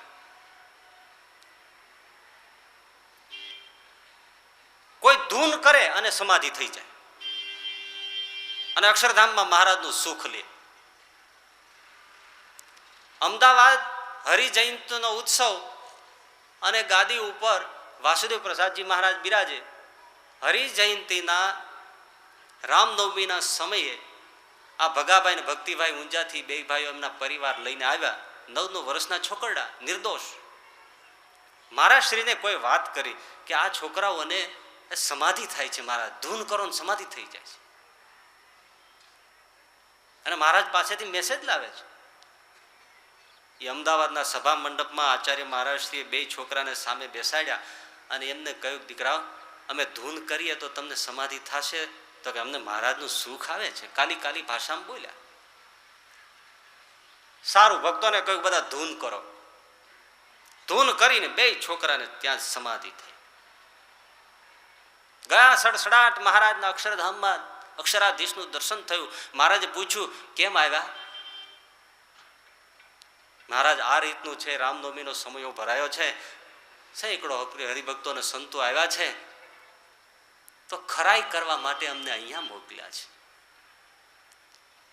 મહારાજે તેમને તાજા લવિંગ મુઠ્ઠા ભરી ભરીને આપ્યા. હજી આ બહુ બુદ્ધિવાળા હોય ને ગળે ઉતરે એવી વાત નહીં લાગે. તાજા લવિંગ, હવે જાંજીબાર સિવાય તાજા લવિંગ ક્યાંય મળે નહીં. અને એ જમાને તો કશું આજે ન તાજા લવિંગ મળે. તાજા કદાચ લીલા મરી મળી જાય, તાજા લવિંગ નહીં મળે. બે છોકરાઓ જાગ્યા અને હાથમાં તાજા લવિંગ મહારાજ શ્રીને આપ્યા કે લ્યો, આ મહારાજે નિશાની રૂપે આપ્યા છે. બધા જ ભક્તો ને સંતો જોઈ રહ્યા કે વાત સાચી છે. પણ મહારાજ શ્રીએ પ્રશ્ન કર્યો કે તમને આવું સમાધિનું સુખ છે તે આવા કયા તમારા પુણ્ય છે અને સાધના છે? તમે એવા કયા સત્કર્મો પૂર્વમાં કર્યા છે કે આવી નવ ઉંમરમાં તમને સમાધિ થાય છે? પૂર્વના એવા કયા જીવ છો? તો કે એ અમને ખબર નથી. તો કે જાઓ ફરીથી મહારાજને પૂછો કે અમારું એવું કયું પુણ્ય છે જેથી અમને સમાધિ થાય છે. જોજો, સાંભળજો, એ બે ધૂન કરવામાં આવી, બેને સમાધિ થઈ અને સીધા અક્ષરધામમાં ગયા. મહારાજ કે કેમ છોરડાઓ પાછા આવ્યા? તો કે મહારાજ અમને પૂછે છે કે તમને સમાધિ થાય છે, તો એવું કયું મોટું પુણ્ય છે, તમે કયા જન્મના એવા યોગી છો કે તમને આ ઉંમરે સમાધિ થાય છે? મહારાજે એમનો ઇતિહાસ કીધો. આહા, સમાધિમાંથી જાગ્યા ને બે બાળકો ધ્રુસકે ને ધ્રુસકે રડવા માંડ્યા. સભા તો જોઈ રહી, આનંદનો પ્રસંગ હતો, એમાં બાળકો રડવા માંડ્યા. બહુ આશ્વાસન આપીને છાના રાખ્યા કે રડવાનો પ્રસંગ શું છે? તો કે અમારો પૂર્વ જન્મ કહી શકાય એવો નથી. કેમ? મહારાજ શરમ આવે છે. ના બોલો, વાત કરો. એમણે વાત કરી કે મહારાજ અમે બે વાણિયા હતા, વેપારી હતા, ભાઈબંધ હતા, દોસ્તી ગજબની હતી. એક બાપના દીકરા નહોતા પણ મિત્રો ખરા હતા. વેપાર કરતા હતા પણ શહેરમાં કોઈ વેપાર બહુ ચાલ્યો નહીં. એટલે પછી અમને માન્યું ગામડામાં ભોળિયા લોકો હોય એટલે ગામડામાં આપણે કંઈક હાટડી માંડીએ અને ગામડાના લોકોને ભોળવીને છેતરાય. એટલે ગામડામાં દુકાન માંડી અને ગામડામાં જે લોકો ખેડૂતો બિચારા આવે એ 5 રૂપિયાનો માલ હોય તો 10 લખીએ, એકવાર 10 લખીએ બીજી વાર 10 લખીએ. એ ગોળના ખાંડમાં, ખાંડના ગોળમાં, ખાંડનું તેલમાં આવી રીતે અમે ચોપડા બનાવીએ. મહારાજ અમારી દુકાનમાં ચડે એને પછી કોઈ દિવસ ઘરમાં કંઈ રહેવા દઈએ નહીં, પૈસા ઉછીના આપીએ, એ ગીરવે લઈ લઈએ, પાછું આપીએ નહીં. આવી રીતે અમે લોકોને ખૂબ લૂંટીને પૈસો ગામડાઓમાં ભેળો કર્યો, મોટા મકાનો બનાવ્યા, ભર્યા પરિણા, સુખી થયા. પણ એક દિવસ પ્રસંગ બન્યો. રામજી પટેલ કરીને એક પવિત્ર માણસ મારી પાસે આવ્યા, અમારી પાસે દુકાને આવીને કહ્યું કે મારે દીકરીનું લગ્ન છે, મને 1200 રૂપિયા આપો.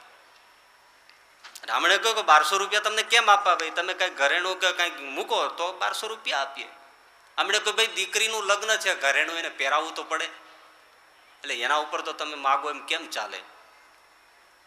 તો આ વાણિયાએ એમ કહ્યું કે તમારી પાસે 12 વીઘાનું જે આંબાવાડિયું છે ને, થોડા આંબા છે, ચીકુ છે, જામફળ છે, પપૈયા છે, હા, એ ગીરવે લખી આપો તો 1200 રૂપિયા આપીએ. જરૂર હતી, ગરજ હતી, આંબાવાડિયા ઉપર એનો નિભાવ હતો, લખી આપ્યો. દિવાળીએ પૈસા પાછા આપવાની ફરજ, 1200 રૂપિયા આપી દીધી. પણ આ આંબાવાડિયાના ફળ ફૂલ ખાઈને વાણિયાઓને એટલું બધું દાઢમાં વળગી ગયું કે હવે આંબાવાડિયું પાછું દેવું નથી.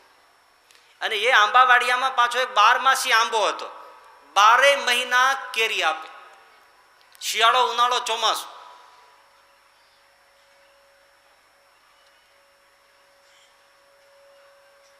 દિવસો ગયા, લગ્ન ઉકલી ગયું, સિઝનના પૈસા પાક્યા. એટલે પેલા વાણિયાની પાસે આવીને રામજી પટેલે કહ્યું કે લ્યો શેઠ, આ રૂપિયા અને અમારું ખત ચોખ્ખું કરો. અરે પેલા વાણિયા કે તમે તો મોડા પડી ગયા, તારીખ વહી ગઈ, જે લખ્યો તો જો વિશાળ. અરે અમને ક્યાં વાંચતા આવડે? તો તમને નથી આવડતું, અમને તો આવડે છે ને. હવે તમારા પૈસા પાછા લઈ જાઓ, ખેતર નહીં મળે. અને એ ખેતર પચાવી પાડ્યું. દુઃખી ને રડતે હૃદયે પેલો ખેડૂત પાછો ગયો. માણસ સજ્જન અને પવિત્ર હતો, એના સિવાય એને કોઈ નિભાવ નહોતો. ને એનો હાયકારો એવો લાગ્યો મહારાજ કે પછી અમારા 2 મિત્રોમાં કલહ પેઠો. થોડું હું ચોરીને ઘરે લઈ જાઉં, પેલો ચોરીને ઘરે લઈ જાય, એમાંથી કંકાસ વધતા એમ થયું કે હવે આપણે નોખા થઈ જઈએ. એટલે વેચણીની વાત આવી. અને ખરેખર બધું બરાબર ચાલતું હોય, પણ જ્યારે વેચવાની વાત આવે ને ત્યારે ડખો થાય. વેચણીની વાત આવી એટલે બધું વેચાઈ ગયું, પણ ઓલો આંબાવાડિયામાં તકલીફ પડી. ઓલો કે હું રાખું, પેલો કે હું રાખું. પેલા થઈ બોલા બોલી, પછી થઈ ગાળા ગાળી, પછી થઈ મારામારી, અને બે જણા એક હારે કપાણા, બે મરી ગયા. આંબાવાડિયું પડી રહ્યું, મરીને ભયંકર પ્રેત થયા. હવે ઓલો 12માસી આંબો ગમતો હતો એટલે એમાં બેઠા. તાજી તાજી કેરીઓ ગમે એટલે ત્યાં રે એનો તો વાંધો નહીં, પણ જે છોકરાઓ કે કોઈ માણસો કે એને કેરી ખેરવા આવે ને ખાવા આવે તો મારા એને પતાવી દે. આવો ત્રાસ એટલે પછી કોઈ આંબા પાસે જાય નહીં. બન્યું એવું, એ વખતે શ્રીજી મહારાજ ધરતી ઉપર હૈયા. નંદ સંતો પરિભ્રમણ કરે અને ફરતા ફરતા બે નંદ સંતો એ આંબાવાડિયા પાસેથી પસાર થયા. 4 વાગ્યાનો ઉનાળો, ચૈત્ર વૈશાખનો તાપ, એટલે સંતો બે નંદ સંતો એને એમ થયો કે આંબો ઘેઘૂર છે, કારણ કે હવે કોઈ આવતું નહોતું એટલે ઘેઘૂર તો વધારે થયો હોય. આના છાયામાં થોડી વાર બેસીએ. એ બે નંદ સંતો શ્રીજી મહારાજના પરમહંસો, પુરુષોત્તમનો રસ પીધેલો, એ થાકલો ખાવા માટે આંબાની નીચે આવીને બેઠા. હે સ્વામિનારાયણ, હે સ્વામિનારાયણ, એમ સ્વામિનારાયણ સ્વામિનારાયણ બોલ્યા. એમાં રહેલા બેલા બે પ્રેત એમણે સંતની સામે જોયું ને ભગવાનના આ મહામંત્રનો જપ સાંભળ્યો, અને એનો પ્રેતનો દેહ છૂટી ગયો. પેલા બે બાળકોએ કહ્યું, મહારાજ, આ એ સંતોના મુખે ખાલી સ્વામિનારાયણ મંત્રનો ઉચ્ચાર સાંભળ્યો, એના પ્રતાપે પ્રેતનો દેહ છૂટી અને આજે સમાધિની કક્ષાએ અમે પહોંચ્યા છે. આ સ્વામિનારાયણ મહામંત્રનો પ્રતાપ છે, બાકી કોઈ સાધનો નથી. કેટલા કાળા કામ કર્યા હતા, ક્યાં ગયું ખબર નથી. આવો પ્રબળ મંત્ર છે, અત્યંત મહિમા છે. થોડા વખત પહેલા સ્વામીજી મને એક ન્યાય અને વેદાંતના અખંડ પંડિત અને ભાગવતના એટલા પીપાસુ, એને અધ્યયન કરેલું ભાગવતનું, અને ભાગવત બીજાને ભણાવે, એમની સાથે મળવાનો સહેજ સંજોગ મળ્યો. ત્યારે એમણે એક વાત કરી, એ હું તમને કહું છું. એમણે કહ્યું, સ્વામીજી, હું એક દિવસ મંત્ર મહિમા ઉપર વિચાર કરતો હતો. જુદા જુદા નામ મંત્ર ઉપર વિચારતો હતો. એમાં મેં સ્વામિનારાયણ મંત્ર ઉપર થોડો મને વિચાર આવ્યો ને એમાં અટક્યો. મને એમાં એ વિદ્વાન કહે છે, કૃષ્ણ ઉપાસક એમ કહે છે કે સ્વામિનારાયણ મંત્રમાં મને જે જણાયું છે એવું કશા બીજા મંત્રોમાં જણાયું નહીં. આહા, નારાયણ મંત્રથી તો કે આપણે પરિચિત છે. સઘળામાં જે અયન કરીને રહ્યા છે એવા સર્વંતર્યામી, સર્વવ્યાપક એવા નારાયણ. પણ એ નારાયણ કેવા છે એવો અર્થ બીજા મંત્રોમાં બહુ પ્રગટ થતો નથી. પણ સ્વામિત્વ વાચક મંત્ર જોડીને સહજાનંદ સ્વામી સ્વામિનારાયણ મંત્ર આપ્યો પોતાનો, એમાં એ અર્થ નીકળે છે કે સઘળામાં અયન કરીને વ્યાપીને રહેલા એવા નારાયણ પાછા કેવા, સર્વમાં વ્યાપક અને સર્વના સ્વામી. એવો એક અર્થ માત્ર સ્વામિનારાયણ મંત્રમાં જ પ્રગટ થાય છે, બીજા કોઈ મંત્રમાં પ્રગટ થતો નથી. અને આ મંત્ર તો સ્વરૂપવાચક છે. એમના શબ્દો જોજો, રૂપવાચક નથી, સ્વરૂપવાચક છે. પર સ્વરૂપવાચક આ મંત્ર છે. રૂપવાચક એટલે લક્ષ્મીનારાયણ, નરનારાયણ, આ રૂપવાચક છે. તરત આપણી સામે લક્ષ્મીજીને નારાયણનું રૂપ પ્રગટ થાય. આ સ્વરૂપવાચક છે, વ્યાપક અને કંટ્રોલર. અદ્ભુત મંત્ર છે. એટલે એ વાત એમણે પણ એ કરી કે જો સ્વામિત્વ વાચક મંત્ર નારાયણની સાથે છે, એને પણ જો કોઈ વ્યક્તિ કે સંતમાં જોડી દેવામાં આવે તો સ્વરૂપવાચક મંત્રનો મહિમા ઉલટાનો ઘટીને રૂપવાચક મંત્રમાં થઈ જાય છે. માટે એ રૂપવાચક ન રહે અને સ્વરૂપવાચક મંત્ર રહે, એમાં જ સ્વામિનારાયણ મંત્રની મહામહિમા અને ગરિમા છે.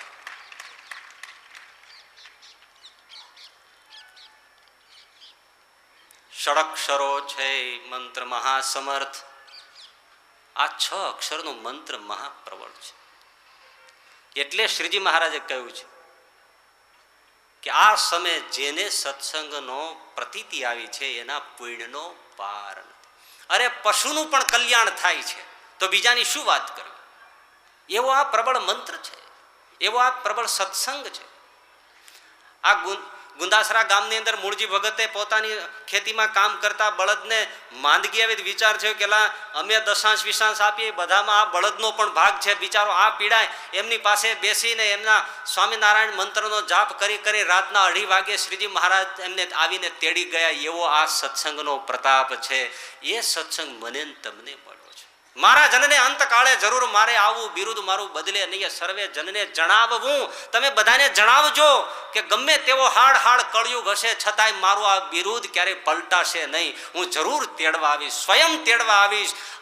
ક્રિશ્ચિયાનિટીના પ્રવર્તક ભાઈ મણીલાલે પુસ્તક સ્વામિનારાયણ ઉપર ઇંગ્લિશમાં લખ્યું છે, વિશેષ વાતો કરવાનો સમય નથી, પણ એમણે એમાં પણ લખ્યું છે કે આ ઘટના યુનિક છે કે સ્વામિનારાયણ સંપ્રદાયનો અનુયાયી અગાઉથી કહે અને પછી કયા પ્રમાણે શરીરનો ત્યાગ કરીને ભગવાન સ્વામિનારાયણ સ્વયં આવીને એમને પોતાના તખતમાં તેડી જાય. એવો એકમાત્ર સ્વામિનારાયણ સંપ્રદાય છે.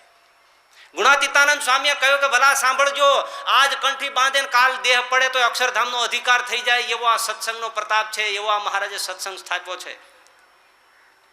ગળોદર ગામમાં કૃષ્ણચરણદાસજી સ્વામી પધાર્યા તો એક ભૂરા મહારાજ હતા રાજગોર.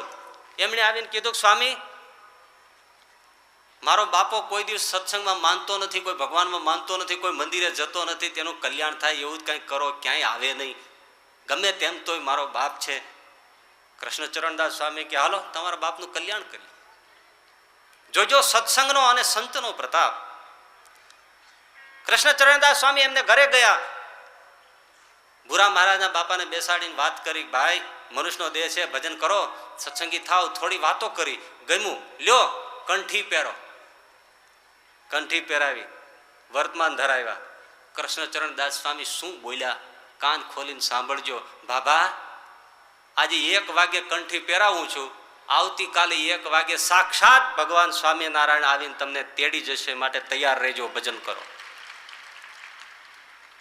અને બીજે દિવસે બરાબર 1 વાગે એ બાબાએ દેહ છોડ્યો. મહારાજ આવ્યા, તેડી ગયા.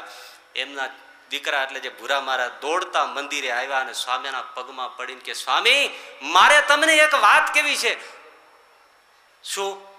એ સ્વામી, સુખદેવજી મહારાજને 7 દિવસે કલ્યાણ થયું, પણ આ શ્રીજી મહારાજને આપના પ્રતાપેથી 1 દિવસમાં મારો બાપ કલ્યાણને માર્ગે પહોંચી ગયો. આ સ્વામિનારાયણ સંપ્રદાયનો પ્રભાવ છે, પ્રતાપ છે, સત્સંગ. ઓળખાય તો ને, મહિમા સમજાય તો. મળ્યું તો છે, આશ્રયનો મહિમા છે. ભુજમાં ખોખરા ગામ છે, ત્યાંથી વાઘજી ભગત નરનારાયણ દેવ ભુજમાં સ્વામિનારાયણ મંદિરે દર્શન કરીને પાછા ફરતા હતા.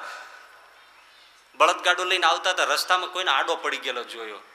એટલે વાઘજી ભગતે ગાડું રોક્યું. એટલે એ ભાઈ કોણ હતો છાયા? એટલે ઓલાની પાસે જઈને બોલ્યા તો પૂછ્યું તો કે હું તો પદ્ધર ગામનો હાજો આહિર છું, તાવ ધખત આવ્યો છે, હાલી શકતો નથી, ગામે પહોંચવું છે, શું થશે બાપા? એટલે હું અહીં તો હાલતા હાલતા પડી ગયો છું. એને ટેકો કરીને કીધું બેસી જા મારા બળદગાડામાં, હું તારે ગામ પધર ઉતારતો જઈશ, પછી મારે ગામ જઈશ. ગાડામાં મૂક્યો. સાંભળજો, ગાડું ચાલતું થયું. હાજો આહિર ગાડામાં, તાવ ધકધકાડ, જુવારનો દાણો મૂકો તો ફાટી જાય એવો તાવ. પણ એ હાજા આહિરનો અંતકાળ આવી રહેલો. ગાડું ધીમે ધીમે આગળ હાલ્યું, એનો દેહ છૂટવાનું ટાણું થયું. જમપુરીમાંથી ઓલા 2 કાકા આવ્યા, ભયંકર કાળા ડિભાંગ જેવા વિરૂપ જમદૂત. આમ સામે દેખાય હાજા આહિરને.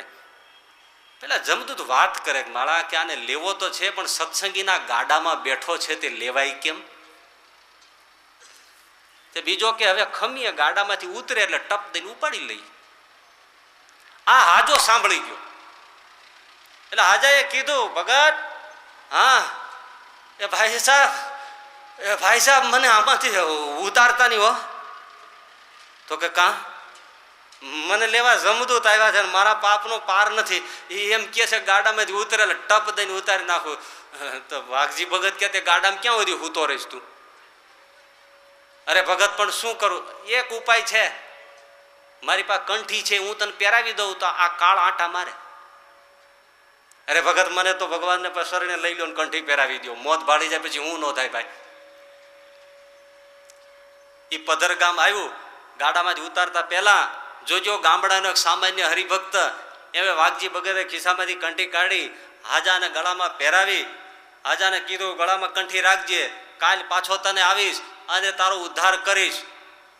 ઉતારીને ગામના પાદરમાં ઓટો તો ત્યાં બેસાડ્યો કે હવે અહીંથી તું તારે ઘરમાં ચાલ્યો જજે. આ બાજુ બળદગાડું હાંકીને ચાલતા થયા. ગળામાં કંઠી જમ હાજો સામે જોવે, પણ ગળામાં ભગત કંઠી પહેરાવીને ગયો તો કાળા આંટા મારે. શું કરે? એમાં એના બાપને ખબર પડી કે મારો દીકરો આવ્યો છે ને માંદો છે, એટલે એ ડોહો આવ્યો લાકડીનો ઠકઠક પછાડતો, અને એને ગળામાં કંઠી જોઈ. એ આ હું રાંધવું નાખ્યું છે? અરે બાપા એ રેવા દો, એ રક્ષણ છે. હવે રક્ષણ વાળી આ તો સ્વામિનારાયણ કંઠી છે, તોડી નાખ. ના રેવા દો, એ રેવા દો. એનો બાપ કાળાંતરનો માર્યો જોટો, કંઠી તોડી નાખી. હાજા આ વાઘજી ગાડામાંથી જોવે કાં તો જમાવટ થઈ.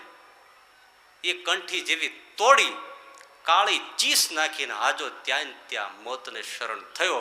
અને આ વાઘજી ભગતે પેલાને લઈને જતા યમદૂતને આકાશમાં જોયા. વાઘજી ભગત એટલું બોલ્યા કે મારા હગા બાપ હોય તો કલ્યાણમાં નડે છે, આ કોણ પહોંચે? એક સત્સંગીની કંઠી. હા, આ ગપગોળા નથી. પતિવ્રતા નારીનું મંગલસૂત્ર એ બકવાસ નથી. આ શરણાગતિનું મહિમા છે. ગળામાં ભગવાનની કંઠી હોય, આશ્રયનો મહિમા છે, એનાથી તરી જાય છે. તો આવો અમૂલ્ય સત્સંગ મળ્યો છે, ભાવનાત્મક મહિમા છે. એ જેટલો સમજાય એટલો માણસને કેફ આવે. 8 આનાનો કોઈ દારૂ પી ગયો હોય તો જાયલો નથી રહેતો. તો પછી આ પુરુષોત્તમ અને આવા સંતો, આવો સાનિધ્ય મને ને તમને જે મળ્યું છે, આવા જોગી સ્વામી જેવા બ્રહ્મનિષ્ઠ સાક્ષાત્કારી પુરુષ બેઠા છે, એનો આશ્રય મળ્યો છે. ત્યારે મારા તમારા હૈયા ગદગદ ન ખીલતા હોય તો એ અભાગી કહેવાય. ગુણાતીતાનંદ સ્વામી કે આ સત્સંગનો, આ ભગવાનનો, આ પુરુષોત્તમ નારાયણનો, આ મંત્રનો એવો મહિમા છે. એ જેવો મહિમા છે એવો જો જણાય તો ગાંડા થઈ જવાય. બોલો, ડગલી ચસકી જાય. પણ જ્યાં બેઠા છે અને જેનો સંગ છે અને જેનું ભજન કરીએ છીએ, જેની ગળામાં કંઠી છે, જેની સવારે પૂજા કરીએ છીએ, એનો મહિમા આવવો છે. શ્રીજી મહારાજ કે જો મહિમા જણાય તો આઠો પહોર આનંદના સાગરમાં ઝૂલા કરે અને સતત કેફ વર્તાયા કરે. આલસી ઘાંચી હતા તો અખંડ ઝૂમતા હોય, કીર્તન ગાતા હોય, પોતાનું કામ કરતા હોય. કોઈ પૂછે ભગત આ શું તમને આટલો બધો હરખ છે? તો કે હરખ જ ન હોય, રાંક ને રતન મળ્યું છે. મારે તો ઘેર સાચા મોતીડાનો વરસાદ મળ્યો છે. આ સ્વામિનારાયણ મળ્યા છે, એનો આનંદ ન હોય તો શું હોય? એટલે 24ના અંતમાં શ્રીજી મહારાજે કહ્યું બ્રહ્માનંદ સ્વામીના જવાબમાં કે બાળકના હાથમાં ચિંતામણી છે. એવા પુરુષોત્તમ નારાયણ મળ્યા, એવા સંત મળ્યા, અને મહિમા ન સમજાય તો એ ખોટ છે. તો એક તાત્વિક મહિમા, બીજો ભાવનાત્મક મહિમા, અને ત્રીજું મહારાજે કહ્યું આત્મનિષ્ઠા જો સમજાય તો પૂર્ણપણું આવે. આત્મનિષ્ઠાનો અર્થ શું છે? કે આજ તમે મહિમા સમજો એટલે થોડી વાર આમ ખુમારી આવી જાય, પરંતુ આત્મનિષ્ઠા ન હોય તો દેહ ભાવ આવે એટલે મહિમા શમી જાય. આત્મનિષ્ઠા પાત્ર છે, કામ ક્રોધાદિક દોષના ધક્કા મારી દે છે. એ બ્રહ્મના પાત્રમાં પરબ્રહ્મનો મહિમા સમાય છે. માટે ભગવાનનો મહિમા, આત્મનિષ્ઠા અને જે સંત અને સત્સંગ મળ્યા છે એનો યથાર્થ મહિમા સમજાય તો પૂર્ણપણું તૃપ્તિનો ઓડકાર આવે. મહારાજ કે આ મહિમા એ કરીને છકી પણ ન જવું. પછી ભગવાનના અવતારો આ તે બધું એની કોઈ ગણના નહીં, શિક્ષાપત્રીના સિદ્ધાંતોની કોઈ ગણના નહીં, ઓવરફ્લો થઈ જાય, એ છકી ગયા કહેવાય. જેમ આવે તેમ પછી સર્વોપરીના બહાના નીચે નાચવા કૂદવા માંડે અને સહજાનંદ સ્વામીના સિદ્ધાંતો કે રુચિ હાથમાં ન રાખે તો મહારાજ કે છકી ગયો કહેવાય. મહિમા જરૂર છે પણ છકે નહીં, અને મહિમા ઓળખે નહીં તો રંગપણું મટે નહીં. આપણું દારિદ્ર્ય અંદરનો ખાલીપો, અંદરનું એકલવાયાપણું, એને કાઢવા માટે આ 3 વસ્તુઓ મહારાજે બતાવી છે. આટલું સમજે તો જે પ્રાપ્તિ છે એનાથી તૃપ્તિ થાય અને જીવન ધન્ય ધન્ય થઈ જાય. એવું સૂત્ર સમજાવતું આ સુંદર મજાનું વચનામૃત અહીંયા પૂરું કરીએ. સહજાનંદ સ્વામી મહારાજ.